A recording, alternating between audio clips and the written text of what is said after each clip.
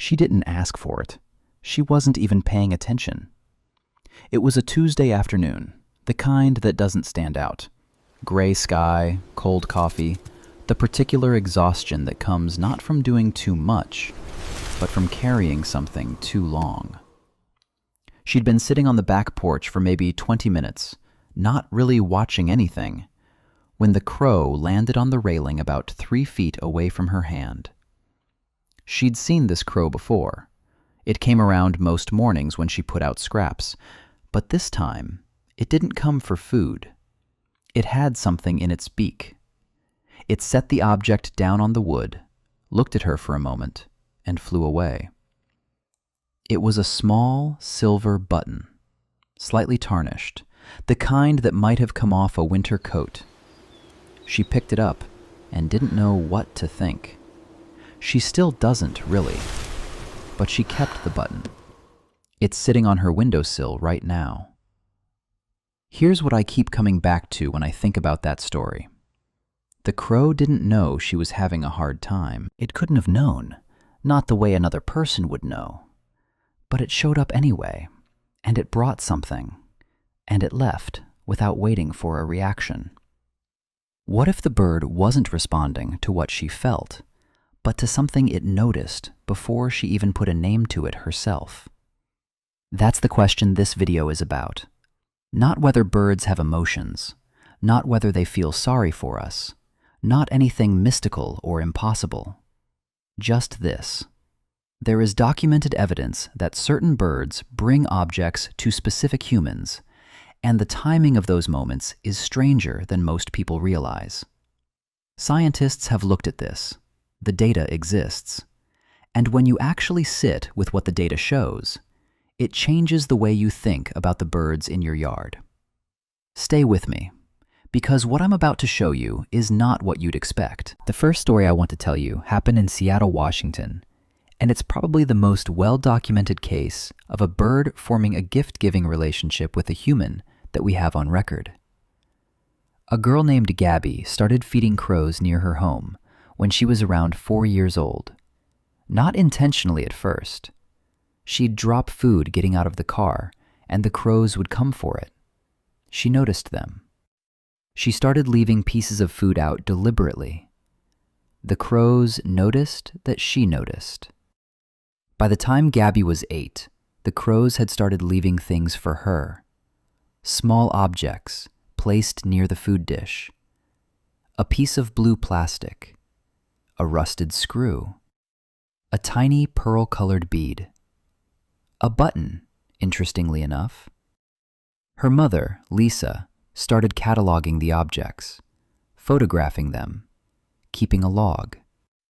Researchers at the University of Washington, including a cognitive scientist named John Marsleff, who had spent years studying crow intelligence, took notice. What Marsleff and his team found was not just that the crows were bringing objects, it was when they were bringing them.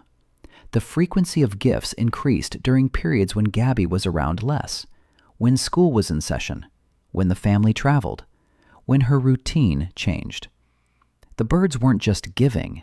They were, in some measurable behavioral sense, trying to maintain a connection that had gone quiet. Think about that for a second.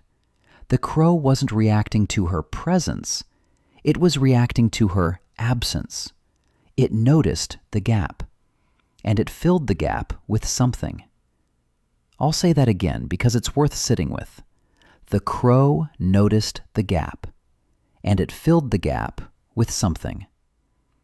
If that feels almost too human to believe, I understand. But the behavior is documented. The logs exist. Marsleff has written about this at length in peer-reviewed work on corvid social cognition. The birds weren't being trained to do this. There was no reward system in place for bringing objects. The crows developed this behavior on their own, directed at one specific child, in response to one specific pattern of interaction. Now, I want to tell you about a different kind of story. Less famous, less scientific, but no less real. There's a nature journal kept by a retired gardener in Somerset, England. A man who spent 40 years tending the same half-acre garden and writing down what he saw. His name isn't important. What's important is that he recorded, over the course of about 3 years, a blue tit that returned to the same corner of his garden every morning. He fed her. He named her, as people do. He noted when she arrived, when she left, what she ate. And then his wife died. The entries in the journal don't say much about that period. A few lines. The handwriting changes slightly. He kept writing about the garden because the garden was still there and needed tending, and that was something he could still do. What he noted, quietly, without attaching any particular meaning to it, was that the blue tit started bringing things to the feeding tray. Small bits. A piece of dry grass. A fragment of lichen. A seed she hadn't eaten, just left there. He wrote, "She never did this before. I don't know what to make of it." He didn't make anything of it. He just wrote it down. The objects kept coming for about 4 months, and then gradually stopped, and the bird went back to simply eating what he put out. His journal wasn't published. It was shared by his daughter in a birding forum years after he died, and the thread that followed it went on for pages. Because dozens of people in that thread had a version of the same story. Not identical, but close enough that you notice. A chickadee that lingered longer than usual on the morning after someone's diagnosis. A jay that appeared at a window that it had never visited before, during a night that the person inside described as the hardest of their life. A sparrow that kept returning to the same spot on the porch for 2 weeks after someone's dog died. A dog who used to sleep in exactly that spot. These aren't proof of anything. I want to be clear about that. What they are is a pattern, and patterns in behavior always mean something, even when we don't yet have the language to say exactly what. Which brings me to the part of this that science actually can explain, and it explains more than you might think. Corvids, crows, ravens, jays, magpies, have a capacity for facial recognition that rivals humans. This is not metaphor. This is documented in controlled studies. Researchers at the University of Washington conducted experiments where specific individuals wore masks while trapping and banding crows.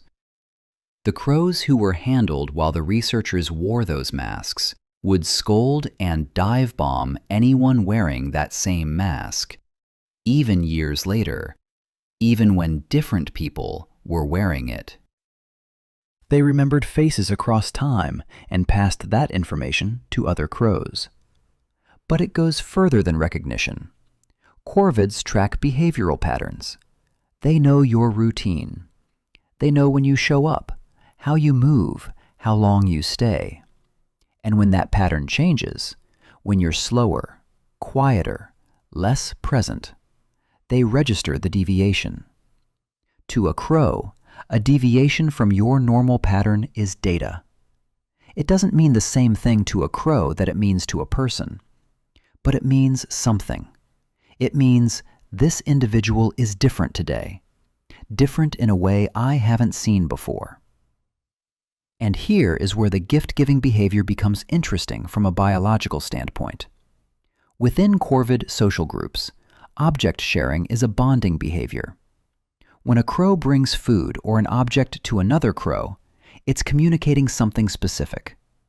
You matter to me. I'm investing in this relationship. I'm acknowledging you. It's a social protocol. It's the bird equivalent of checking in. When a crow extends that behavior to a human, and researchers are increasingly documenting that this happens, It means the human has been included in that social protocol, not as a curiosity, as someone worth checking in on. The gift isn't gratitude for the food you've been leaving out. That's not what's driving it. The gift is a response to a change in you, a change the bird clocked before you announced it, before you maybe even fully felt it. Marsliff puts it this way: crows pay attention to the humans in their environment the way they pay attention to other crows. They monitor, they assess, they respond. What they're responding to when they bring you something is often not what you'd call happiness. It's disruption. It's a shift in your signal. And the bird, in its own terms, is doing what it would do for any member of its social group when something seems off. It shows up. It brings something. It checks in. Now I want to ask you something, and I want you to actually think about it before you answer it to yourself. Think back to a time when a bird stayed near you longer than made sense. Not because there was food, not because it was cornered, just stayed. On a branch nearby, on the railing, on the grass a few feet away, doing nothing in particular. What was happening in your life that week? I don't know your answer, but I'd be willing to guess it wasn't one of the easier weeks. I'd be willing to guess there was something you were carrying, something you maybe hadn't told many people about yet. And I'd ask you to consider, the bird didn't know what you were carrying, but it knew you were different, and it stayed anyway. There are people who will read that and think, that's projection. That's humans finding meaning in random behavior because we're wired to find meaning. And that's a fair thing to say. It might even be partly true. But here's what I'd push back with. The behavior isn't random. That's the whole point.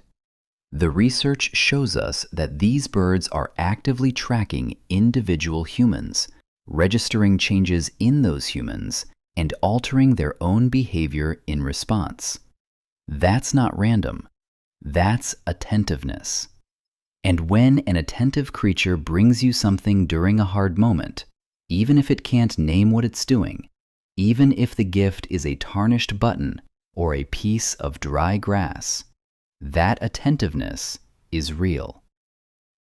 If you've been watching birds in your yard for any length of time, I'd genuinely love to know if you've had a moment like this.